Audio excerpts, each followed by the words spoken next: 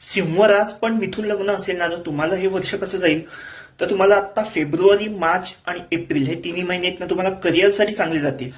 म्हणजे नवीन संधी येणे किंवा नोकरी नसेल तर नवीन नोकरी मिळणे, त्या या ज्या गोष्टी आहेत किंवा इव्हन तुमच्या कोणत्या कोर्ट केस चालू असतील त्याचा निकाल लागणे, त्याचं थोडंसं काम पूर्णत्वास जाणं, या सगळ्या गोष्टी तुम्हाला या 3 महिन्यात चांगल्यापैकी लाभ होईल त्याचा. पुढे एप्रिल महिना जो असेल, एप्रिलच्या नंतर मे महिना जो असेल, मे आणि ऑक्टोबर हे दोन्ही महिने लक्षात ठेवा की तुम्हाला अडचणी येणार आहेत, तुमच्या नोकरी व्यवसायात अडचणी येणार आहेत.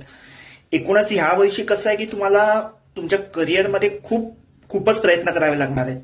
आता मी ढोबळमानाने सांगतोय, तुमच्या कुंडलीत कशी ग्रहस्थिती आहे त्याच्यावरनं जे शनीचं गोचर होत आहे, गुरुचं गोचर होत आहे, इतर ग्रहांचं गोचर होत आहे, तेव्हा तुमच्या जन्मकुंडलीत कशी स्थिती आहे त्याच्यावर सगळं अवलंबून असतं. त्याच्यामुळे प्रत्येकाच्या बाबतीत हे तंतोतंत जुळेलच असं नाही. तरी पण मी एक ढोबळमानाने सांगतो की तुम्हाला मे आणि ऑक्टोबर या 2 महिन्यात थोडीशी काळजी घ्यावी लागणार आहे. तुमच्या करिअरच्या, तुमच्या नोकरीच्या ठिकाणी, तुमच्या कामाच्या ठिकाणी थोडीशी चिडचिड तुमची होणार आहे, पण त्याचा परिणाम तुमच्या कामावर, तुमच्या नोकरीवर होऊ देऊ नका.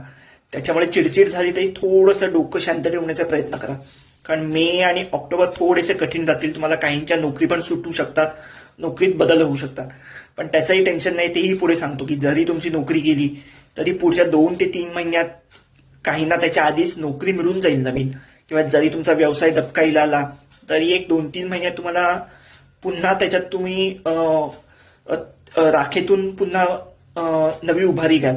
कारण मेन तुमची सिंह रास आहे, त्यामुळे सिंह राशीला माघार घेणं पसंत नाहीये. त्याच्यामुळे तुम्ही प्रयत्न करणार, तुमच्या प्रयत्नाला यश येणार, एवढं सगळं नक्की चांगलं आहे.